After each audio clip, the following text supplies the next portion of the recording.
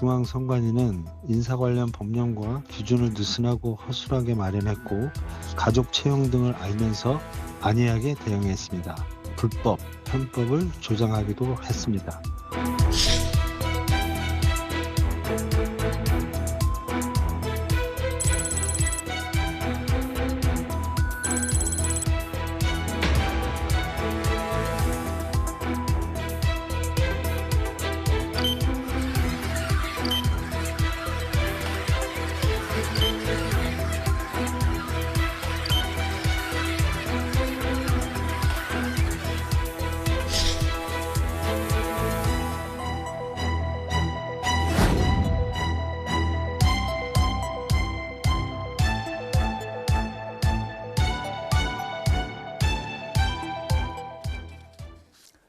네, 선거관리위원회가 지난 10여 년간 내부 고위직 직원들의 자녀를 특혜 채용해 온 것으로 감사원 감사 결과 드러났죠.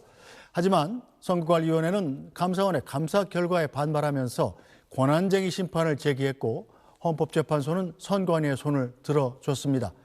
비리가 있어 보이지만 감사도 수사도 할 수 없다는 건데요.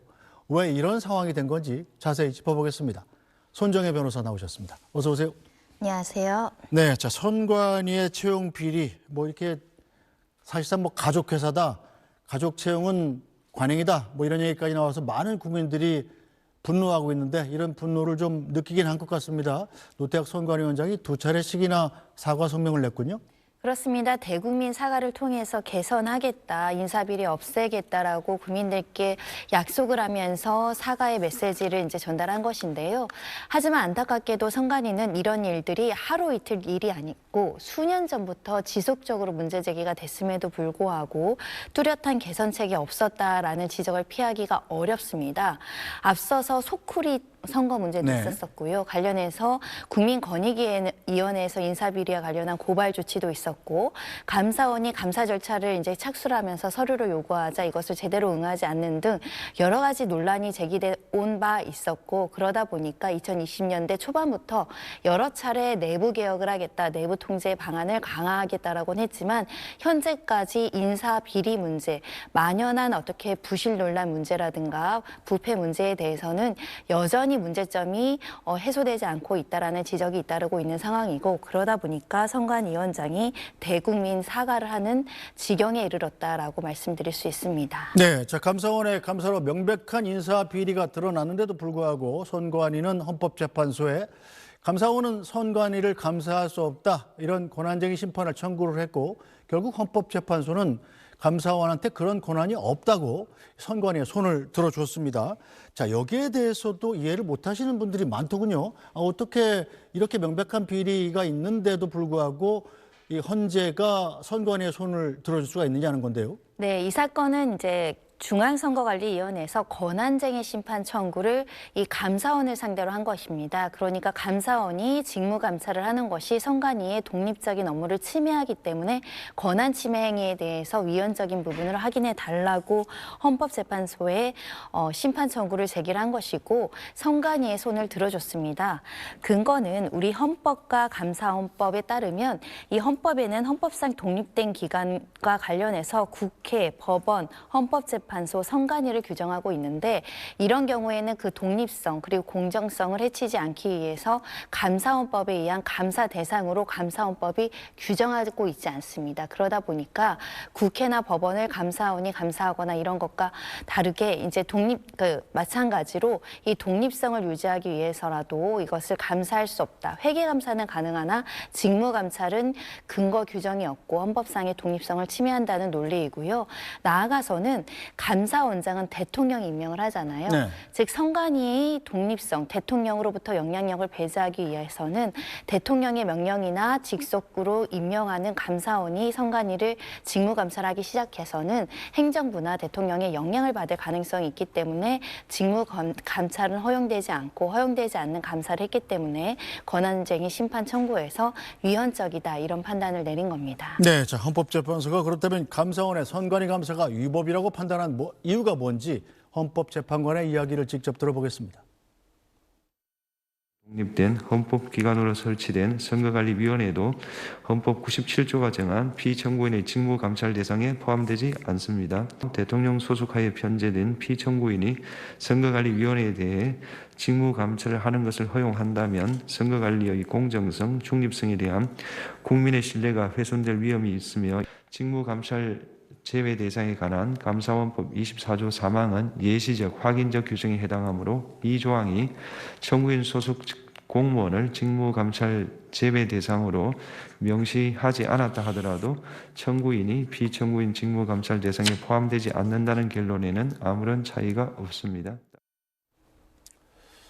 네, 자 그렇다면 선관위가 잘못을 아무리 저질러도 그것을 바로잡을 기관은 없다, 이런 뜻입니까?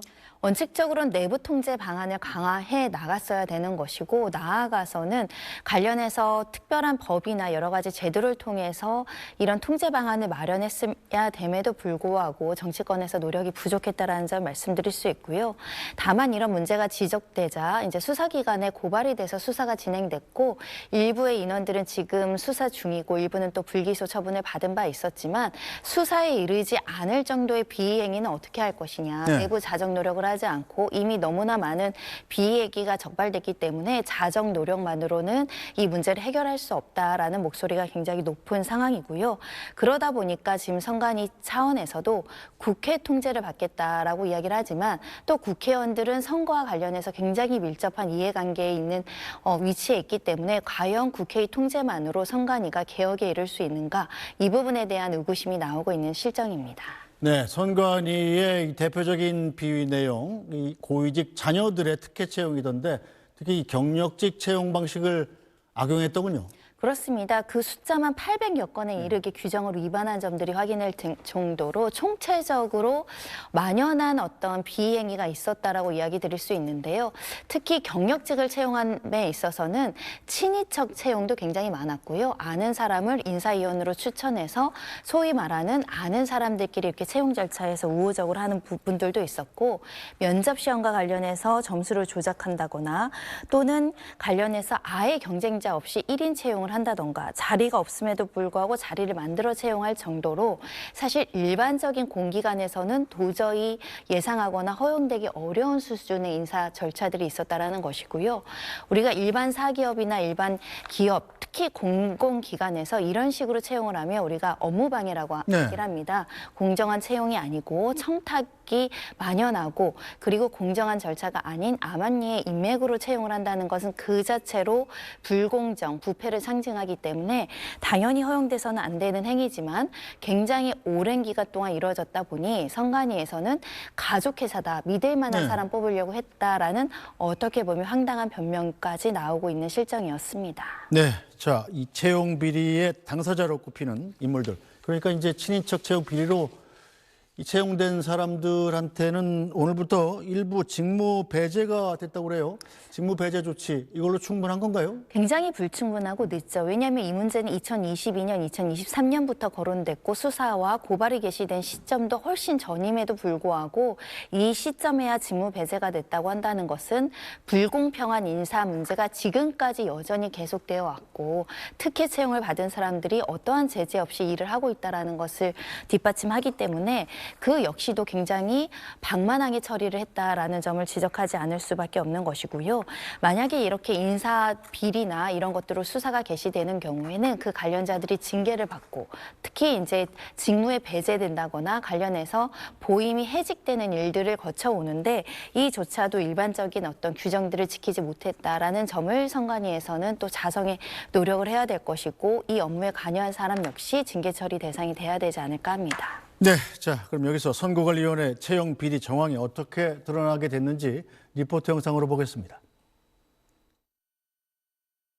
중앙선관위는 시도선관위의 경력자들의 채용을 지시했고, 다시 넉 달 뒤 자녀 특혜 채용을 주장하는 투서가 선관위에 접수됐습니다.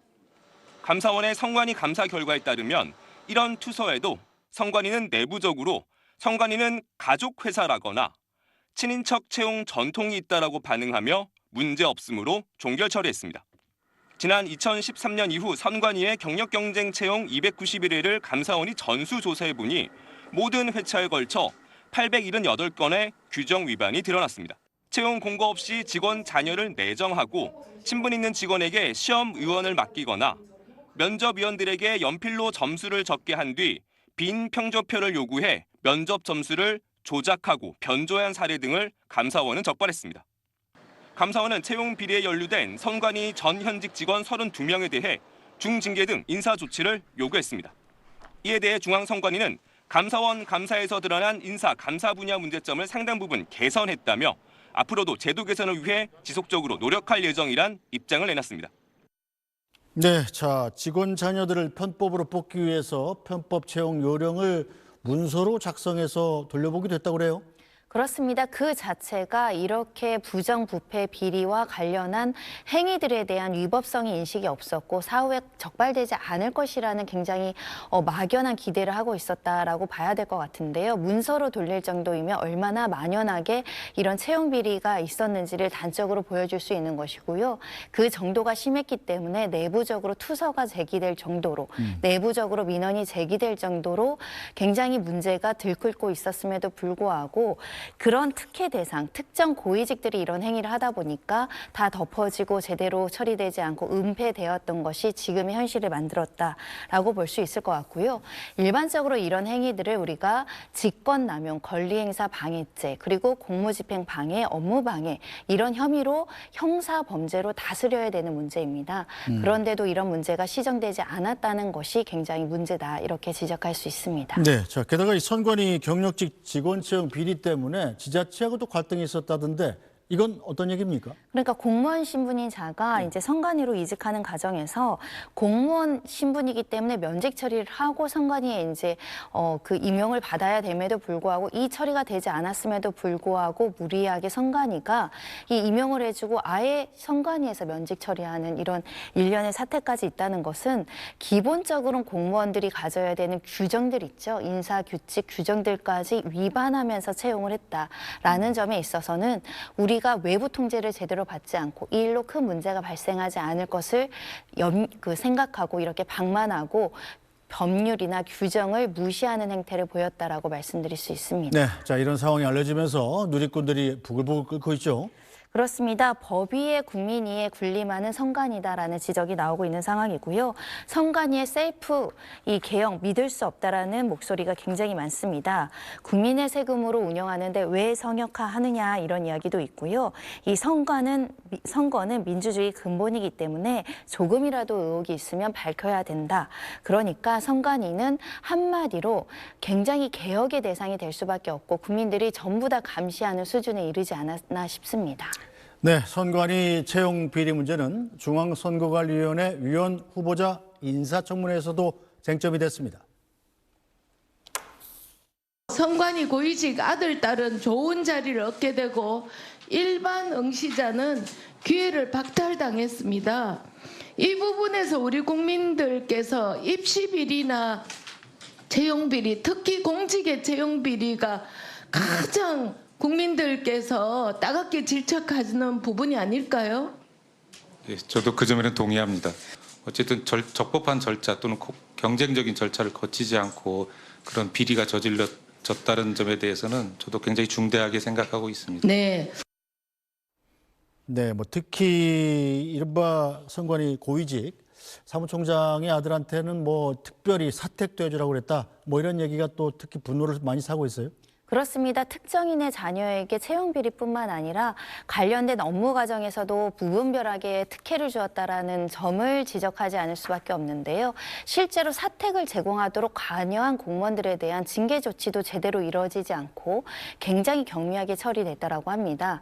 그러니까 어떤 규정이나 기준이 없이 특정인이 자녀라는 이유만으로 보직에도 혜택을 있고 임용에도 혜택을 있고 생활하는 과정에서도 사택 제공까지 하라고 했다라는 것은 어떻게 보면은 사조직도 이렇게 운영하기 어려운 측면이 있는데 아무런 위법성에 대한 인식이 없이 어떻게 보면 인적인 구성원들이 인적인 어떤 관계를 중시해서 조직을 운영하다 보니 결국은 체계도 없고 감시도 없고 위법성에 대한 통제도 없고 그러다 보니까 하위급들도 이 부분에 대해서 규정을 다 지키면 뭐하냐 손해다 이런 인식이 방만하게 퍼진 게 아닐까 싶습니다. 네, 자 분노가 들끓자 노태학 선관위원장 다양한 외부 통제 방안을 검토하겠다 이렇게 얘기를 했는데 이 말을 믿을 수 있겠습니까?